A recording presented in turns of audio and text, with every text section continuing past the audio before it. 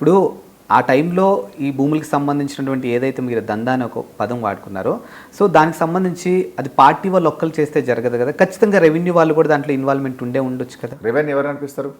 నేను అడుగుతున్నాను. రెవెన్యూ ఇప్పుడు ప్రభుత్వం పాలిస్తున్నటువంటి పార్టీ అది కాంగ్రెస్ కావచ్చు, బీఆర్ఎస్ పార్టీ కావచ్చు, ఎవరైనా కావచ్చు, అధికారంలో ఉన్నటువంటి పార్టీ వ్యవస్థ నడిపిస్తారు. వ్యవస్థలో అధికారులు లోపాలు తప్పులు చేస్తుంటే సరి చేయాల్సింది పాలిస్తున్నటువంటి పాలకుల మీద ఉంటుంది. పాలకులే దోపిడీకి చేయాలనే ఆలోచన కలిగినప్పుడు జరుగుతుంది. అది సెట్ కాదు. పాలకులకే దుర్బుద్ధి ఉన్నా అనుకోండి, అధికారులు ఏం చేస్తారు?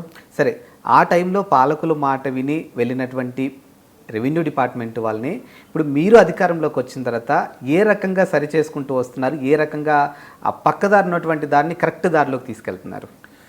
ఇప్పుడు ఆ రోజు ఉన్నటువంటి అధికారులు, ఇప్పుడు నీకు వ్యవస్థను అధికారుల తప్పిదమే కాదు, అధికారులను నడిపించినటువంటి పాలకులే తప్పు అంట నేను.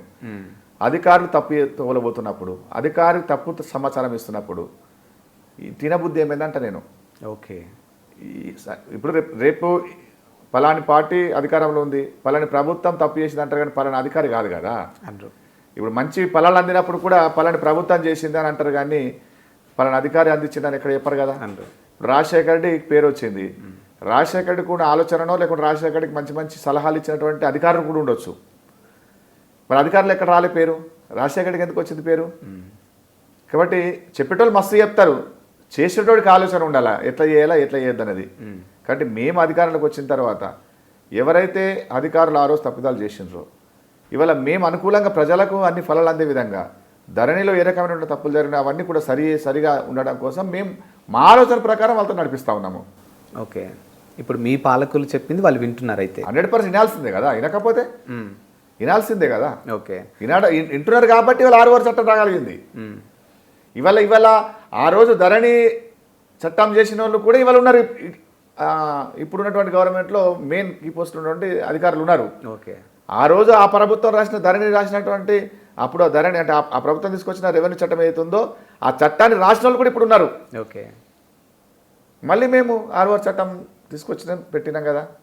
కలిసారా సార్ రైతులు మీకు వచ్చి, ఇప్పుడు మీరు ఏదైతే 6 చట్టం తీసుకొచ్చారో ఇది మా జీవితాల బాగుకి, మా కుటుంబ బాగుకి, మా నెక్స్ట్ జనరేషన్ బాగుకి అని ఎవరైనా మిమ్మల్ని కలిసారా రైతులు? అంటే ఇది పెట్టిందే 2 రోజులు అవుతుంది, ఇంకా చర్చ జరుగుతూ ఉన్నది కానీ లేకపోతే రైతులు లేదు. నీకు ఆచరణలో ఇంప్లిమెంటేషన్లో తెలుస్తుంది కదా ఏదైనా కానీ.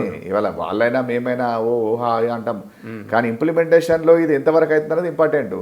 సో నాకున్న విశ్వాసం ఏంటంటే 6 చట్టాన్ని ఇది ఒక అధికారులే కాదు, ఫీల్డ్లో పనిచేసిన వాళ్ళందరూ కలిసి తయారు చేసినటువంటి 6వ చట్టం కాబట్టి ఖచ్చితంగా దీనివల్ల నిజమైన రైతులకు మేలు జరుగుతున్నటువంటి ఒక ఆశ మాత్రం ఉంది. అంటే ఎన్ని రోజుల్లో ఎక్స్పెక్ట్ చేయొచ్చు సార్ మేము దీన్ని? ఆల్రెడీ ఇప్పుడు రేపు ఎల్లుండి నుంచి దీన్ని ఇంప్లిమెంట్ చేస్తారు కదా. ఓకే, ఇప్పుడు 4 రోజులు ధరని ఆపారు, ఈ చట్టం ఆమోదించబడింది నిన్న అసెంబ్లీలో. దీని విధి విధానాలు కూడా బయటకు వస్తాయి, బయటకు వచ్చిన తర్వాత ఆల్రెడీ ఇంప్లిమెంటేషన్ జరుగుతూ ఉంటుంది. ఓకే.